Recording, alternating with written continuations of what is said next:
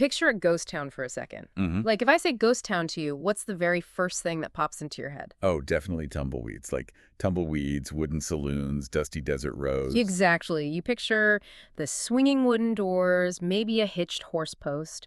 It's this very specific, classic 19th century Wild West aesthetic. Yeah, cowboys and gold rushes. Right. Right.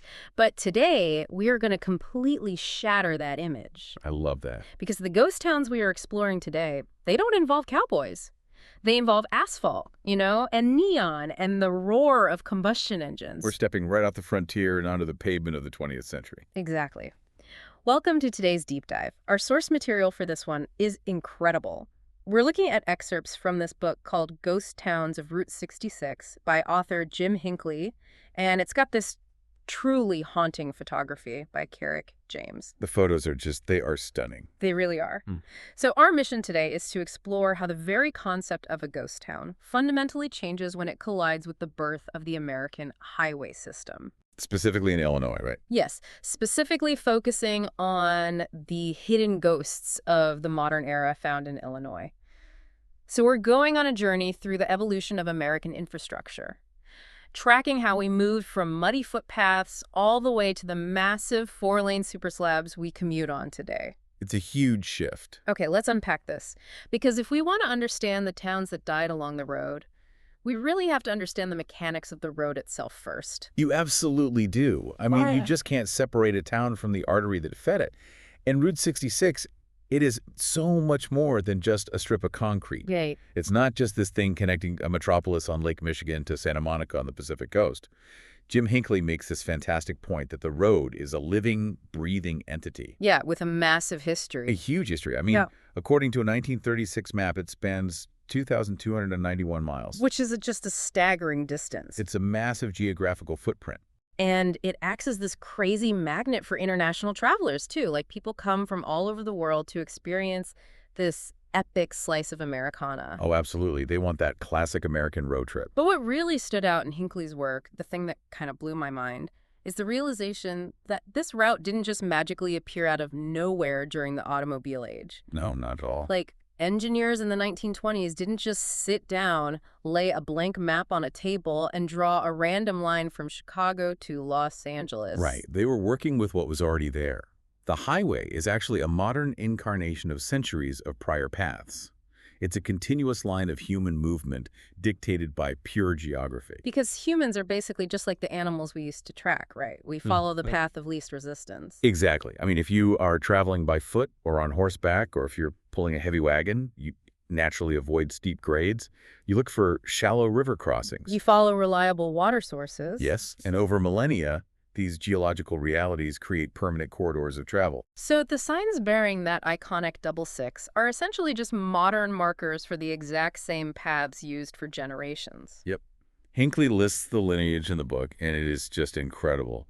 He notes that Route 66 traces the Pontiac Trail, Wow. the Osage Trail, and the old Federal Wire Road. Let's talk about the mechanics of those earlier paths for a second, because the Osage Trail, that was established by indigenous peoples, right? Yeah, following the natural contours of the land, mostly tracking migratory game.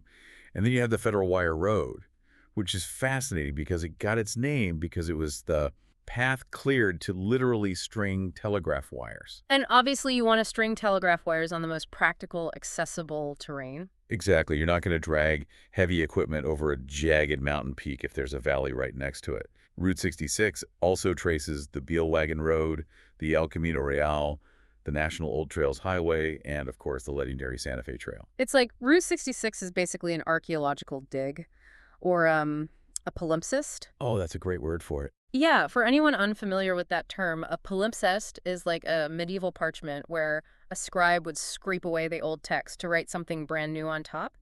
But if you look closely, you can still see the faint ink of the past underneath.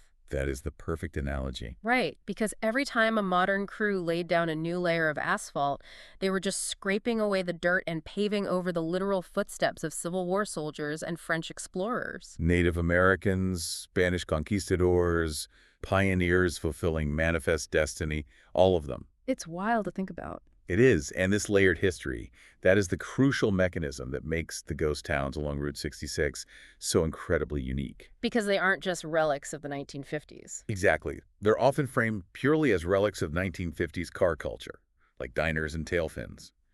But as Hinckley described them, they are ghosts of the modern era with roots that reach to the nation's earliest history. So how do we even visualize that? Well, you have to visualize this vertical stacking of history to really grasp what you're looking at. Imagine you're standing in one of these quiet, abandoned spots in Illinois. Okay, I'm picturing it. On one side of you, a centuries-old church is casting this long shadow. And that single shadow falls simultaneously over the deep dirt ruts left by wagons on the Santa Fe Trail and the broken, weed-choked asphalt of Route 66. Oh, wow. That really changes how you look at a dead gas station. It completely reframes it. It's not just an empty building from, the Truman administration. It's a structure sitting on top of a trail where someone rode a horse hoping to strike it rich. Which sits on top of a trail where indigenous peoples traded and traveled for centuries before that. It's all stacked up. Yeah, in these empty places, the timeline just blurs. Hinckley writes that the swirling sands of time blur the line between past and present. We're looking at a continuum of human ambition and movement, not just an isolated era of classic cars and diners. But knowing that all that history is buried under the pavement leaves us with this massive blind spot, right? What do you mean?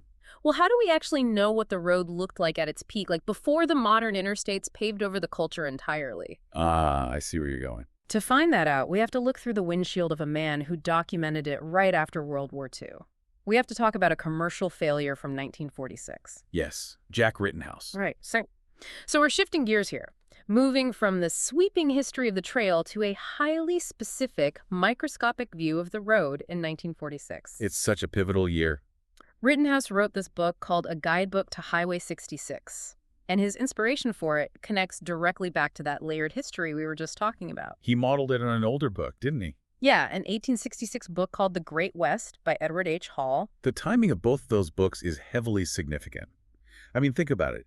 Edward H. Hall publishes his book in 1866, immediately following the end of the American Civil War. The whole country was reeling. Exactly. Millions of young men were displaced, the Southern economy was completely obliterated, and the North was rapidly industrializing. There was this massive psychological and economic need to just start over, to seek new fortunes. And Hall's book originally fueled a lot of that westward immigration, right? It was highly instrumental. It gave people practical, step-by-step instructions on how to navigate the frontier. Now, Rittenhouse, looking at America in 1946, he saw a parallel. Because World War II had literally just ended. Yes.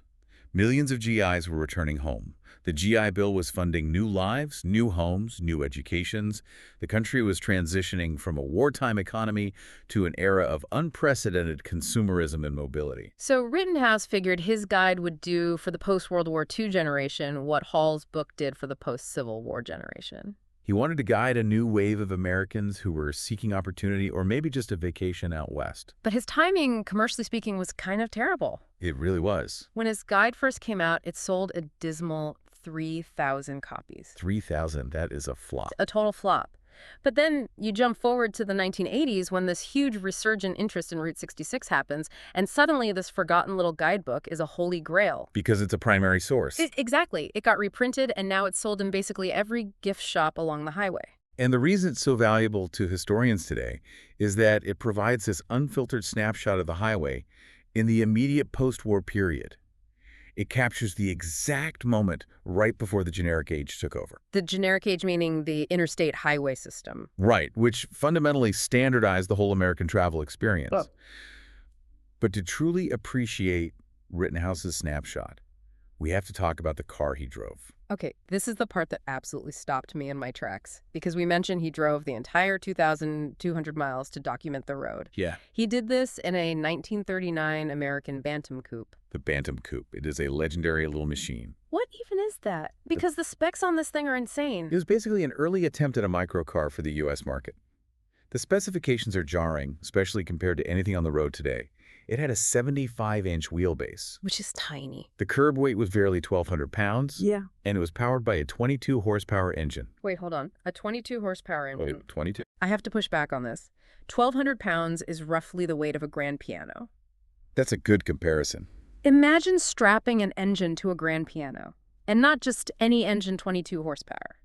My modern riding lawnmower has more horsepower than that. I know, it's hilarious to think about. How does a machine that anemic navigate cross-country terrain? He's going over 7,000-foot mountain passes in a souped-up golf cart. It requires an immense amount of patience and physical grit. You have to keep in mind, when you're driving a 22 horsepower vehicle over the Rocky Mountains, you are not just battling the steep grades, you are battling physics and atmosphere itself. Because of the elevation. Yes, exactly. Internal combustion engines need oxygen to ignite the fuel. As you climb an elevation, the air becomes thinner. For an engine with a carburetor, which the 1939 Bantam definitely had, you lose roughly 3% of your engine's power for every 1,000 feet of elevation gain. Oh, wow. And Route 66 features mountain passes that exceed 7,000 feet. Right, so he's losing over 20% of his power just from the altitude. Yeah. So his 22 horsepower engine drops down to what, like 17 horsepower? About 17, yeah. Yeah. Add the weight of the driver, his gear, the steep incline, and you are literally crawling up these mountain passes at maybe 10 or 15 miles per hour, just praying the engine doesn't overheat. And it had no trunk, right? No trunk for luggage, no trip odometer, which is crazy when you're trying to write a guidebook and measure distances between towns. That sounds like a nightmare. And no radio to break the monotony? None at all. It sounds less like a fun road trip and more like a pure endurance test. It really does. Because today, we expect climate control, massive horsepower, satellite navigation to guide us around traffic. Acoustic soundproofing so we don't hear the engine. Right. But Rittenhouse was exposed to the blistering heat of the desert, the freezing temperatures of the mountains, and just the constant rattling mechanical vibration of this tiny, struggling engine. But, you know, that vulnerability to the elements in the road, that's exactly what makes his 1946 perspective so incredibly valuable. How so? Because he didn't just fly over these towns or blast past them at 80 miles per hour in an air-conditioned bubble. He experienced them intimately at 30 miles an hour. So using Rittenhouse's 1946 lens, let's look through his windshield at a very specific cluster of towns in Illinois. Okay. Because there's this huge misconception that Route 66 ghost towns only died because the modern interstates bypassed them in the 1960s and 70s. But in Illinois, as Rittenhouse noted when he was checking through in his Bantam, some of these towns were already decaying by 1946. Yes, this is a vital correction to that romanticized narrative. The cycle of boom and bust predates the highway itself. Hinckley describes these Illinois ghost towns as mere dots on a map today. They're super easy to overlook. Incredibly easy because they've either been swallowed up by the urban sprawl of neighboring cities or just physically paved over when the old 2-lane road was expanded into a 4-lane super slab. But long before the roar of cars, these were towns built by the deafening roar of heavy industry. Right, they were the towns that Cole built. We're talking about communities with names like Braceville, Godley, Mazonia, Raidwood, and Gardner. These were quaint little villages established to sell postcards and souvenirs to passing tourists. No, Cole was the absolute lifeblood of the region. Let's look at Braceville as a case study. Sure. It was originally called Braysville, and it was established enough to actually secure a post office by 1855. But the trajectory of the town changed violently in the early 1860s with the discovery of massive coal deposits. That discovery triggered an industrial boom that just completely reshaped the demographics of the area. The text details this huge flood of immigrant miners pouring into the region, mostly Scotch, Irish, and Welsh. These were people fleeing economic hardship in Europe, arriving in rural Illinois to literally pull black rock out of the ground. And the scale of 19th century coal mining in this region was staggering. This wasn't modern strip mining, this was deep shaft, room, and pillar mining. That sounds dangerous. Extremely dangerous. Men were descending into the dark, working in claustrophobic conditions, constantly dealing with the threat of cave-ins and explosive gases. And the sheer volume of manual labor required meant that thousands of people were concentrated in very small geographical areas. The population numbers totally reflect that explosion. Braidwood's population skyrocketed past 8,000 people. Braceville hit 3,500 residents. Think about the infrastructure needed to support 3,500 people in the late 1800s in rural Illinois. It's massive. Braceville boasted 6 general stores, 2 full-service banks, a hotel, multiple restaurants. By the late 1880s, there were 21 separate coal mines operating simultaneously in that immediate vicinity. The sensory experience of living in Briceville during that era would have been overwhelming. Oh, totally. The constant noise of the steam engines powering the mine hoists, the whistle blasts signaling shift changes, The smell of sulfur and burning coal in the air constantly. and just the sheer movement of rail cars loading and unloading all day and night. It was this chaotic, vibrant, highly profitable industrial hub. So, what does this all mean? Because relying entirely on a finite resource is a really dangerous game. It is the inherent vulnerability of single industry boomtowns. Eventually, the coal runs out, or the veins just become too difficult and expensive to mine compared to newer fields elsewhere. And when the extraction stops, the money stops. The economic foundation just vanishes overnight. Precisely. So when Jack Rittenhouse drove his little Bantam through the area in 1946, the roaring steam engines and bustling general stores were already largely a memory. He recorded in his guidebook that Godley and Braceville were mere remnants of what they once were. And he specifically noted that their landscapes were blotted by slag heaps. Okay, what exactly is a slag heap? Because that sounds awful. Slag, in the context of coal mining, refers to the waste material. Okay. When you pull coal from the earth, it isn't pure. It's mixed with shale, clay, dirt, and unburnable rock. So the miners had to separate the valuable coal from the waste. And what did they do with the waste? They just dumped it.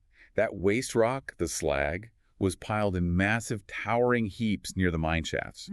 Over decades of intensive mining, these heaps became artificial mountains, just dominating the flat Illinois landscape. That must have looked so apocalyptic. It was. They were environmentally toxic.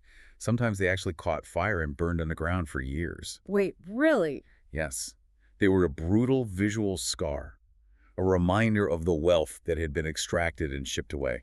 So Rittenhouse is driving past these literal mountains of burning waste, noting the decay. He mentioned that Mazzoni was so far gone by 1946 that he didn't even bother giving it a dedicated mention in his guidebook. It shows the tragedy of it all. Today, out of all those bustling coal towns, only Braidwood and Gardner have survived into the modern era with any relative prosperity. The rest are largely gone. The irony here is just so thick. Let's trace the full trajectory. The railroad and the coal mines are what built these towns. But as the coal industry collapsed, the arrival of Route 66 served as, like, an emergency life support system. It kept the pulse going just barely. It provided just enough passing commerce to keep a gas station or a roadside diner operational, which is what prevented total abandonment. But then, the final blow was struck when the modern interstate highway system was constructed, entirely bypassing these communities. They went from being the absolute center of the regional energy economy to a minor pit stop on the main street of America to being completely isolated and forgotten. Now, you'd think being planted directly on America's main street would guarantee a town's survival. You really would. Having millions of automobiles driving past your front door on Route 66 sounds like a license to print money. But as we'll see, geography is a cruel mistress. Very cruel. We're encountering the paradox of location here. It's one of the most fascinating phenomena in historical geography. We're looking at towns that completely failed despite possessing excellent infrastructure, fertile land, and seemingly optimal positioning. Let's look at a town called Cayuga, which sits south of Odell. Cayuga was surveyed and officially platted on April 10, 1855. But by the time Rittenhouse drove through in 1946, he observed that Cayuga was practically a ghost town. Just a shadow. It consisted of just a single grain elevator, a small school, one store, and about a dozen homes. The failure of Cayuga didn't just baffle modern historians. It deeply confused the people living in the region over a century ago. Jim Hinckley quotes this incredible book published in 1878 titled The History of Livingston County, Illinois. Right, and the authors of that 1878 book were openly analyzing the mystery of Cayuga's stagnation in real time. They wrote, and I'm paraphrasing here, but they noted that generally towns established 10 or 12 miles apart flourished, but those lying in between were almost invariably less successful. They were staring at Cayuga, noting that it had an active railroad agent for the Chicago, Alton, and St. Louis Railroad, and they just couldn't figure out why it wasn't booming. They explicitly stated there was no more pleasant situation for a prosperous village on the road. And Cayuga wasn't an isolated incident. The pattern repeats itself. Look at Ocoya, located 6 miles southwest of Pontiac. It was prominent enough in 1929 to be placed on a Rand McNally atlas. The post office there originally opened in 1860, but then it opened and closed repeatedly over the ensuing decades. entirely dependent on the volatile ebb and flow of a tiny local population. By 1946, Rittenhouse described Ocoya as just another dwindling community. The ever-present grain elevator, a score of homes, 2 small stores, and a gas station. And then we have Shirley, situated just south of Bloomington, also perched right on the Chicago, Alton, and St. Louis Railroad. An 1879 historical account, The History of McLean County, Illinois, pointed out that the surrounding country was incredibly fertile and the farming was excellent. Yet the little village of Shirley just stubbornly refused to grow.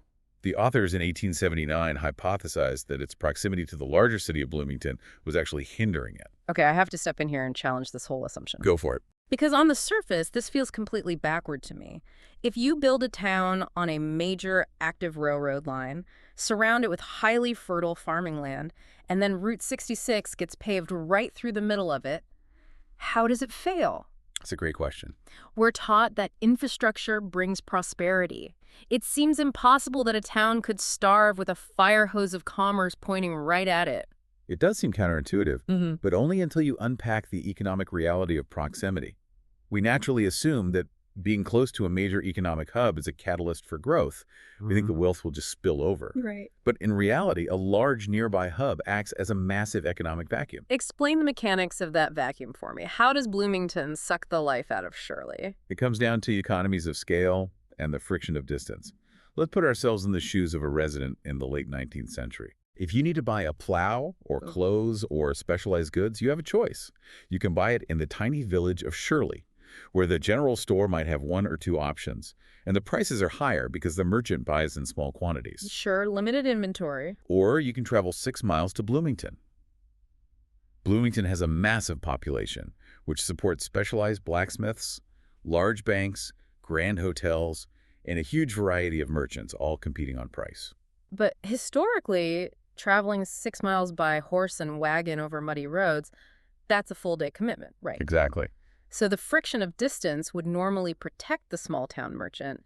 You just buy locally because you didn't have a choice. Yes, which is exactly why the infrastructure itself becomes the weapon that kills the small town. Ah.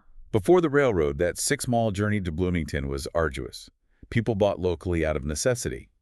But once the Chicago, Alton, and St. Louis Railroad was built, and later when Route 66 was paved, that grueling journey became a quick, comfortable 15-minute ride. Oh, wow. Why would an entrepreneur build a major goods store or a bank in Shirley when the residents can effortlessly hop on a train or drive to Bloomington, where the options are infinitely better? That is a massive light bulb moment. The very infrastructure that connected them in the railroad and the highway, it didn't bring the wealth of the city to the small town. It made it easier for the residents of the small town to take their money and spend it in the big city. They essentially built a giant vacuum that just sucked all the local capital out. The ease of transportation eradicated the necessity of local commerce. It's a direct through line from the 1878 confusion over Cayuga's stagnation to the modern phenomenon we see today. Absolutely. Think about how modern massive interstate highways allow shoppers to bypass local downtown main streets to reach giant big box stores in neighboring suburban hubs. Or even modern delivery logistics. Why shop at a limited local store when infrastructure allows an online giant to deliver anything to your door in 2 days? The authors in the 1870s were puzzled, but they were observing a fundamental rule of economic geography. Infrastructure doesn't just bring people to you. It makes it frictionless for your people to go somewhere else. It's just like the concept of induced demand with modern traffic. You build a bigger highway to solve a traffic jam, and because the new highway is so efficient, more people decide to drive on it, and within a year, the traffic jam is worse than before. Exactly. The infrastructure creates the behavior that defeats its original purpose. Cayuga and Shirley were slowly suffocated by convenience. They were. But while these towns may have failed to thrive as massive population centers, their remains haven't just rotted into dust. They have morphed into something completely different. They've become roadside time capsules. Yes. They have shifted from functional community centers into whimsical shrines of Americana. Which brings us to the visual legacy of Route 66 today. As Hinckley notes, if you are looking for ghost towns in Illinois, you aren't going to find entire abandoned city blocks turning to dust in the desert sun. Because of the urban sprawl we talked about earlier. Right, so the ghosts here manifest as isolated, surviving fragments. You might find a lone service station or a single historic home or a quiet cafe, usually shadowed by centuries-old trees. Darkened neon signs and tailfin-era facades obscure the deeper pre-automobile history. These fragments have survived precisely because they resisted being wiped away by the modern world. They shifted from being purely functional to becoming intentional monuments. The examples Hinckley and photographer Carrick James provide are incredibly evocative. In Springfield, there were Shays. A man named Bill Shay created a literal shrine out of a gas station, paying homage to the oil company and the American love affair with the road trip. It's a beautiful tribute. And in Wilmington, there is Cavani's drugstore, which survived by transitioning into an antique shop. There's also a store in Wilmington featuring a prominent Deja Vu sign that Hinckley says perfectly encapsulates the essence of driving this iconic highway. Because you are constantly encountering echoes of a past you feel like you've seen before. Then you have Dwight, Illinois, where the Java stop exists as a prime example of life as it once was before the generic age. Dwight features a perfectly recreated circa 1933 service station. This is an intentional, meticulous preservation of a very specific slice of time. We are talking about gravity-fed glass cylinders on the gas pumps, period-accurate oil cans, and architecture that served a highly specific function for early automobiles. But here's where it gets really interesting to me. It's the sheer whimsy of some of these places. Oh, the whimsy is essential. In Braidwood, there is the Polka Dot Drive-In. This place originated in 1956 as an actual school bus painted with rainbow-colored polka dots. Just a bus on the side of the road. Yeah. And today, it has expanded and morphed into this incredible pre-franchise era time capsule. They literally have fiberglass statues standing out front. Elvis Presley, Marilyn Monroe, James Dean, Betty Boop. That whimsy is not just random decoration. It is an active rejection of corporate standardization. Try to visualize this contrast. Imagine you are driving down a quiet two-lane road in Illinois. Lush green trees are dappling the sunlight on your windshield. You're winding through cornfields. Unidyllic. And suddenly, you pull up to a brightly painted drive-in with a life-size statue of James Dean leaning against a brick wall. It's surreal. It really is.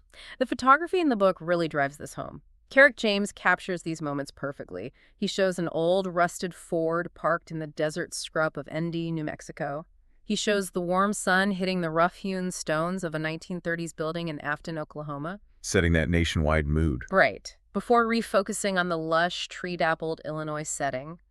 A lonely, vintage gas pump standing like a monolithic monument in Funk's Grove, Illinois.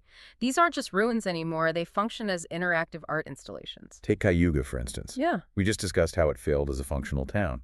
Well, today it is known by Route 66 enthusiasts primarily for its Merrimack Caverns barn sign. Ah, the barn signs. That barn sign is a crucial detail regarding how commerce used to operate. Painted barn signs, much like the famous Sea Rock City roofs in the South, they were once ubiquitous across the American agricultural landscape. They were the original billboards. Exactly. Farmers would let advertisers paint their barns in exchange for a fresh coat of paint or a small fee. Today, that refurbished barn in Cayuga is one of only 2 remaining in the entire state of Illinois. It is a massive historical artifact at this point. It really is. And then there's Funk's Grove, 15 miles south of Bloomington. Hinckley notes it was never really a town at all, but rather a place where the bucolic, agricultural world of the 19th century blends completely seamlessly with the era of the Model T. And the golden age of Route 66. And the modern era of the family minivan pulling up to buy maple syrup. It's all stacked together in one geographical point. Which forces us to ask a deeply psychological question, I think. Why? Why do human beings have this deep, almost compulsive desire to preserve these highly specific slices of time? Why do we fetishize a 1950s diner with an Elvis statue, or carefully rebuild a 1933 service station down to the exact font on the signage? That's a great point. Why not form a preservation society for a 1970s strip mall? Exactly. Or carefully curate a 1990s blockbuster video down to the blue and yellow carpet?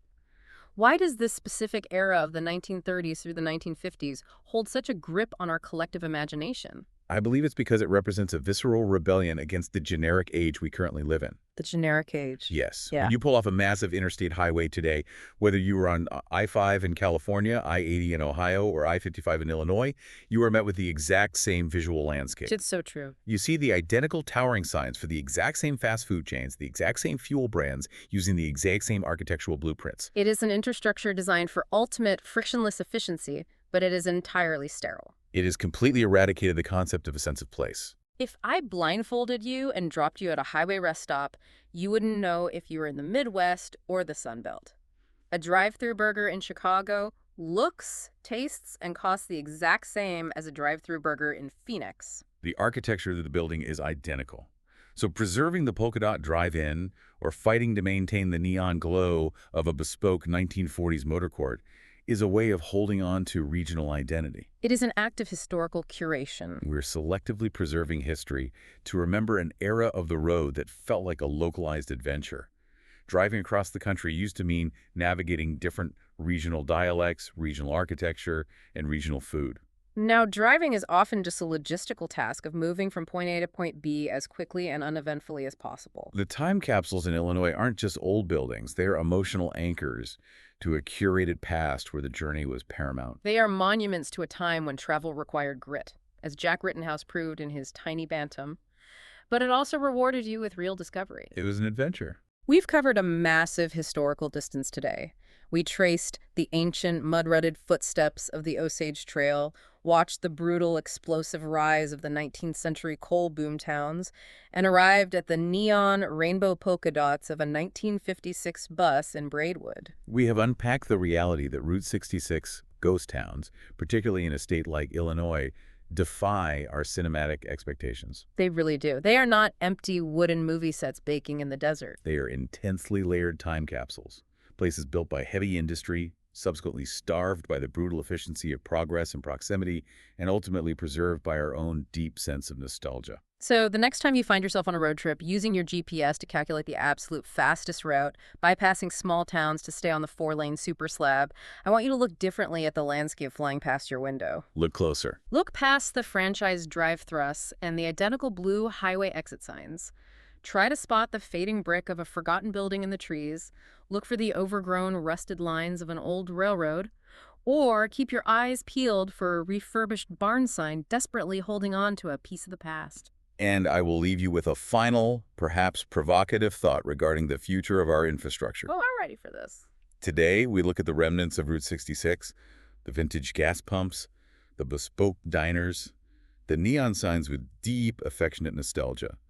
But transportation technology will inevitably evolve again. Right, things are changing fast. 50 or perhaps 100 years from now, when our current massive interstate highway system is rendered obsolete by autonomous networks or whatever comes next, what will the ghost towns of our modern era look like? Wow. Will future generations form impassioned preservation societies to protect the abandoned, sprawling ruins of a massive concrete interchange? Just a beautiful, pristine cloverleaf highway ramp. Will they feel a sense of romantic nostalgia for a crumbling mega gas station with 50 identical pumps and a defunct EV charging station? What does our modern, generic age leave behind for the future to fetishize? That is a wild thought. Imagine a museum in the year 2126 dedicated to preserving a 2024 highway rest stop, complete with a replica of a sterile fast food drive-thru. Maybe the tumbleweeds will look good rolling past the broken charging stations. Thank you so much for joining us on this deep dive into the hidden layers of America's highway. Until next time, keep your eyes on the road and watch out for the ghosts.